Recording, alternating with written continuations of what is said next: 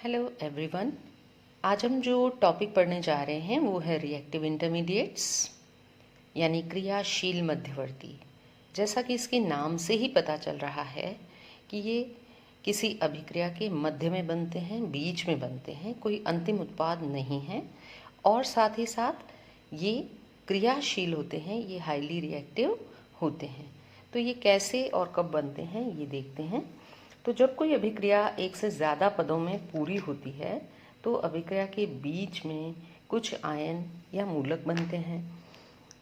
इनका जीवन काल बहुत कम होता है, लाइफ स्पैन इनका बहुत कम है, तभी तो ये बहुत ज़्यादा एक्टिव होते हैं और इन्हीं को हम कहते हैं क्रियाशील मध्यवर्ती। यानी किसी अभिक्रिया के बीच में बनने वाले जो एक्टिव स्पीशीज़ हैं उन्हीं को हम कहते हैं क्रियाशील मध्यवर्ती। कार्बनिक अभिक्रियाओं में कई प्रकार के क्रियाशील मध्यवर्ती बनते हैं जो हैं इस प्रकार से, जैसे कि कार्बोनियम आयन भी एक मध्यवर्ती है, बहुत ही इम्पॉर्टेंट, जिसपे 3 सिग्मा बॉन्ड्स के साथ एटम या ग्रुप लगे रहते हैं और एक प्लस चार्ज होता है इसके ऊपर। फिर है कार्बन आयन, एनायन है ये, तो 3 सिग्मा बॉन्ड और एक इलेक्ट्रॉन पेयर होता है इसके पास, इसलिए इस पर माइनस चार्ज रहता है। ये दोनों जो हैं ये आयन्स हैं और ये किसी भी कोवेलेंट बॉन्ड सहसंयोजक बंध के हीट्रोलाइटिक फिशन यानी कि विषमांश विखंडन द्वारा बनते हैं। तीसरा है मुक्त मूलक यानी कि फ्री रेडिकल, जिस पर 3 सिग्मा बॉन्ड्स हैं और एक सिंगल इलेक्ट्रॉन है। चूँकि इस पर सिंगल इलेक्ट्रॉन है इससे क्लियर है कि ये होमोलाइटिक फिशन द्वारा बना हुआ है, सहसंयोजक बंध के होमोलाइटिक फिशन यानी समांश विखंडन द्वारा बना हुआ है। उसके बाद आता है कार्बीन। कार्बीन बनता है अल्फा विलोपन द्वारा, यानी कि एक ही कार्बन से जब 2 ग्रुप निकलते हैं या 2 सहसंयोजक बंध समांश विखंडित होते हैं, समांश रूप से विखंडित होते हैं होमोलाइटिक फिशन द्वारा, जब 2 कोवेलेंट बॉन्ड टूटते हैं तो कार्बीन बनता है। उसी प्रकार नाइट्रीन, नाइट्रीन में भी नाइट्रोजन पर 2 इलेक्ट्रॉन पेयर होते हैं और एक सिग्मा बॉन्ड होता है।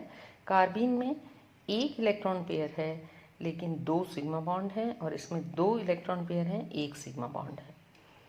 उसके बाद है बेंजाइन। बेंजाइन एक न्यूट्रल स्पीशीज़ है, न तो प्लस चार्ज है इस पर न ही माइनस चार्ज है। 1 बाय 1 हम इन सब की डिटेल स्टडी करेंगे।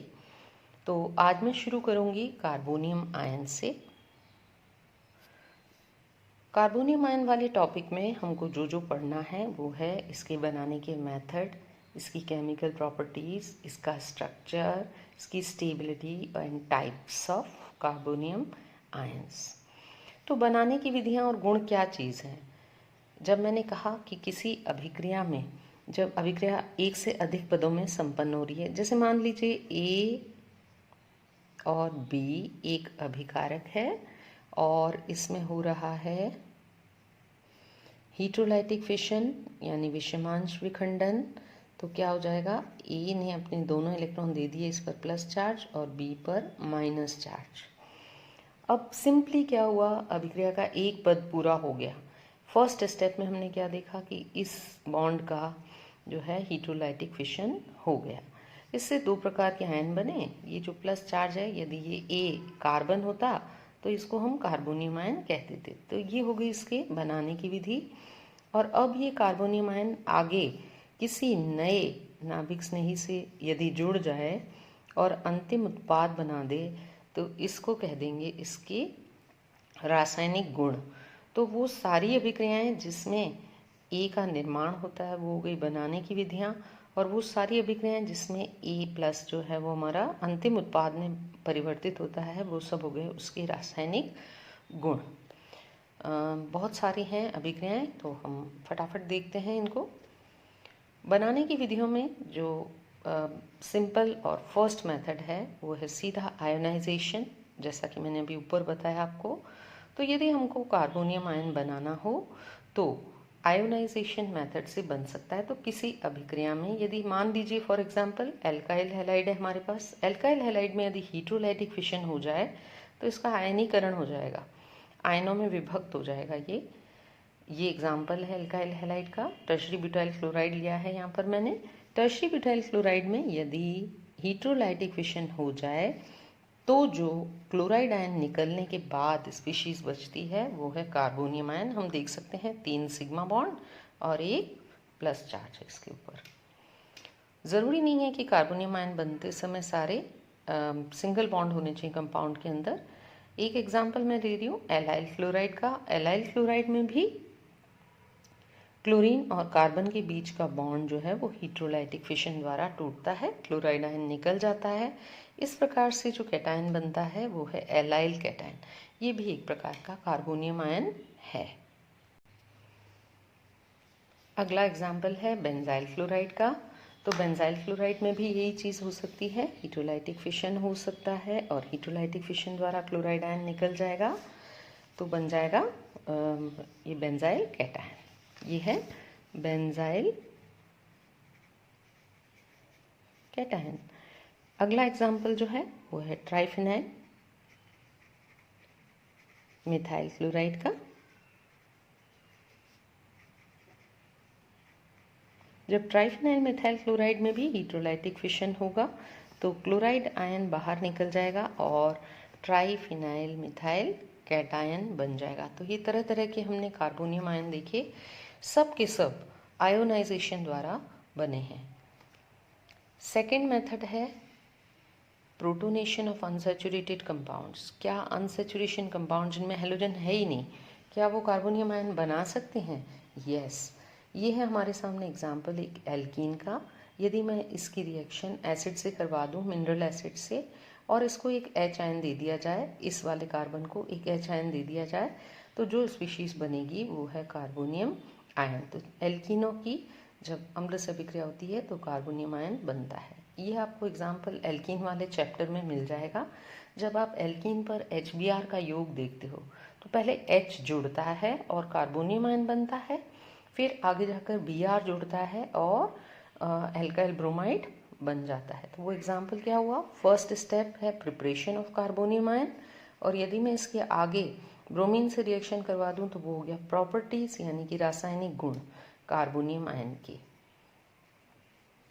ज़रूरी नहीं है कि एल्कीन ही ये प्रोटोनेशन कर सकता है, एल्कीन पर ही किया जा सकता है, नहीं। एल्कीन के अलावा, ये एल्कीन तो है ही जिसका प्रोटोनीकरण करवाया है, इसके अलावा कार्बोनिल समूह पर भी करवा सकते हैं, साइनो समूह पर भी करवा सकते हैं।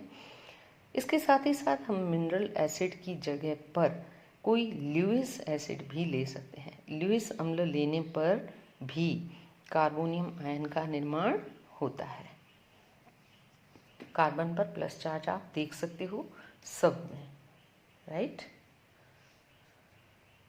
तीसरा मेथड जो कार्बोनियम आयन बनाने का है वो है by protonation of atoms with lone pair of electrons. तो यदि किसी कंपाउंड के अंदर कोई ऐसा एटम, कोई ऐसा परमाणु है जिस पर इलेक्ट्रॉन युग्म उपस्थित है, जैसे कि अल्कोहल।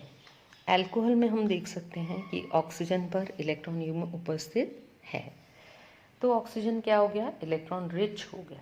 यदि इसकी रिएक्शन मिनरल एसिड से करवाएंगे तो मिनरल एसिड का जो H आयन है वो ऑक्सीजन पर ही जुड़ेगा, क्योंकि ऑक्सीजन इलेक्ट्रॉन रिच एटम है, और ऑक्सोनियम आयन बन जाएगा।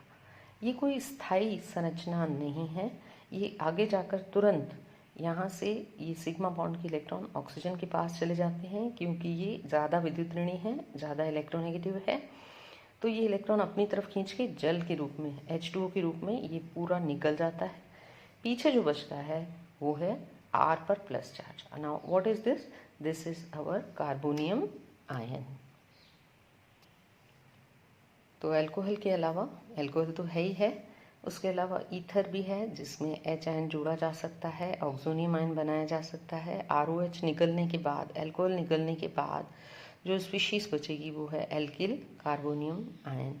एस्टर भी ऐसा कर सकता है, एस्टर में भी आप कार्बोनियम आयन बना सकते हैं, लेकिन ऊपर वाले 2 एग्जाम्पल में हमने एल्काइल कार्बोनियम आयन बनाया था, यहाँ मिथाइल है, यहाँ एल्काइल, और इसमें हमने एसाइल कार्बोनियम आयन मिलेगा जो आपके सामने है RCO पर, लेकिन ये है तब भी कार्बोनियम आयन ही। एक और मेथड है जिसमें कि एल्काइल और एसाइल हैलाइड के प्रोटोनेशन से भी आप बना सकते हो। तो एल्काइल हैलाइड में ये वही बात हो गई कि ये एक ऐसा एटम है जिसके पास ऑलरेडी इलेक्ट्रॉन युग्म होने के कारण ये इलेक्ट्रॉन रिच है। तो जब ऐसे कंपाउंड की एल्काइल हैलाइड की रिएक्शन एसिड से करवाओगे तो एसिड का जो H आयन है वो हेलोजन पर ही जुड़ेगा। हेलोजन पर जुड़कर और ये इस तरह की स्पीशीज़ बन गई और फिर हाइड्रोजन हैलाइड निकल गया और प्लस चार्ज इधर शिफ्ट हो गया क्योंकि ये इलेक्ट्रॉन हेलोजन पर चले गए और ये बन गया आपका एल्काइल कार्बोनियम आयन। इसका एक एग्जांपल ये है, मैंने इथाइल हैलाइड लिया है, हेलोजन कोई भी हो सकता है, क्लोरीन ब्रोमीन आयोडीन, और इस पर H आयन की reaction and then this. Again यहाँ पे भी एसाइल ग्रुप भी ले सकते हो, केवल एल्किल हैलाइड नहीं एसिल हैलाइड भी ले सकते हैं, तो हमको एसिल कार्बोनियम आयन प्राप्त हो जाएगा। One more method is there, डायजोनियम लवणों के विघटन से भी आप कार्बोनियम आयन बना सकते हो, aromatic carbonium ion of course. तो यहाँ लिया है बेंजीन डायजोनियम क्लोराइड, इसका यदि डिसोसिएशन हो जाए तो क्लोराइड आयन अलग हो जाएगा, नाइट्रोजन अलग, और वलय पर रिंग पर इस कार्बन पर जहाँ से ये बॉन्ड टूटा है वहाँ प्लस चार्ज आ जाएगा। ये प्लस चार्ज अनुनादी संरचनाओं द्वारा वलय के अंदर घूमता रहेगा, डीलोकलाइज होता रहेगा, और इस प्रकार से जो कार्बोनियम आयन बनता है उसका नाम होता है फिनाइल कार्बोनियम आयन। इसी का एक और एग्जांपल ले लेते हैं हम, सब्स्टिट्यूटेड डायजोनियम क्लोराइड ले लेते हैं, यानी पोजीशन नंबर 4 पर मैंने मिथाइल ग्रुप सब्स्टिट्यूट कर दिया है, तो उसी के अकॉर्डिंग हमको टोलाइल आयन मिल जाएगा। ये भी एक प्रकार का कार्बोनियम आयन है। तो ये सारे मेथड थे कार्बोनियम आयन बनाने के। मेरे नेक्स्ट वीडियो में मैं आपके साथ डिस्कस करूंगी कार्बोनियम आयन की केमिकल रिएक्शंस। Thank you.